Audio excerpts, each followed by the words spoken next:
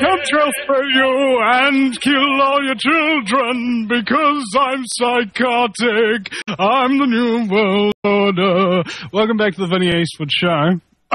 on AmericanFreedomRadio.com and incidentally the VinnyEastwoodShow.com, the lighter side of genocide, and incidentally the CIA's newest informant. Now my very special guest, Chris Maple, and joins us from the former USSA. Welcome back from break. Thank you, Vinny. The medical industry puts the hell in healthcare.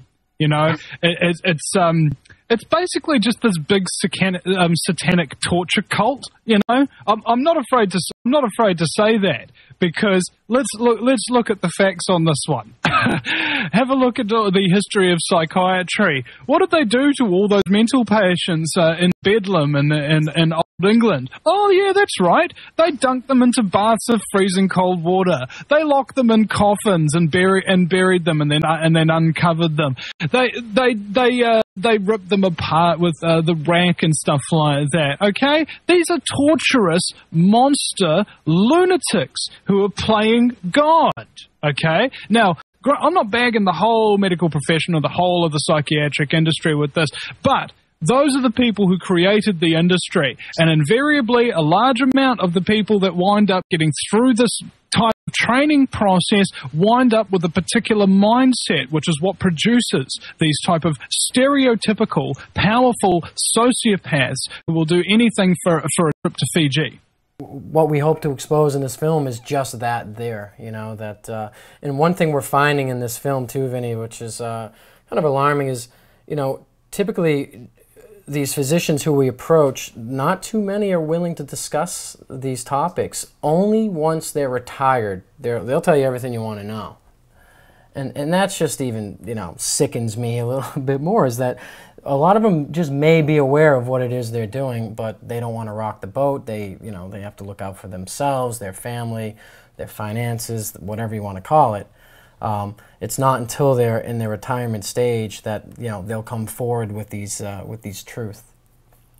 But by then, it is already too late. This is why people need to have a sense of responsibility. This is why people need to be held accountable. This is why people need to raise their kids properly, to have discipline, moral, ethic, not to lie, not to sell out, not to cheat people, okay, not to hurt people. There is a very good reason why parents taught their children those kind of principles, because otherwise you get criminal psychopaths who don't give a flying F about any form of life. Running the whole place and having inordinate amounts of power and the ability to take life and liberty away from people without any frickin' oversight. Okay? Founding fathers knew that democracy would be a very, very dangerous thing, which is why they stipulated very specifically that they didn't want a democracy, they wanted a republic.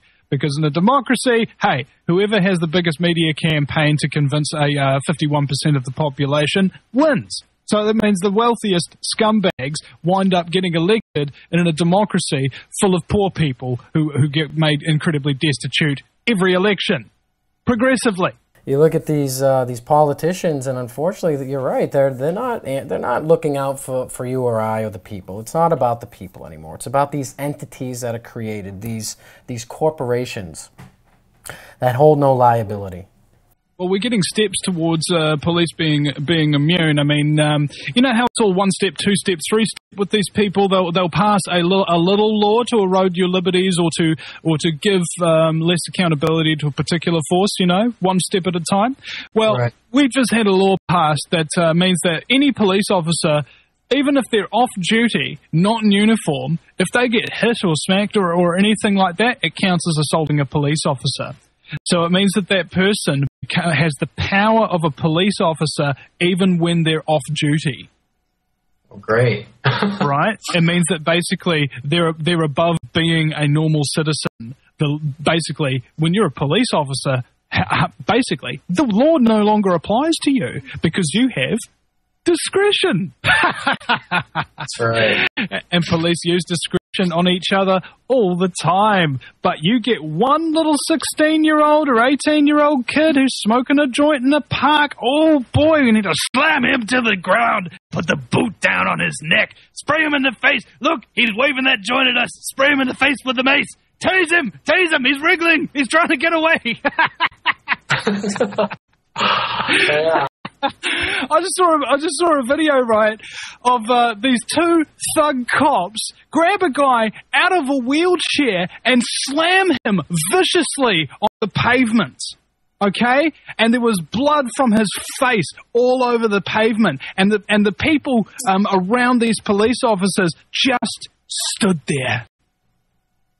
Wow, yeah, it was so horrifying, man. And it reminds me, though, of what I actually wanted to see happen.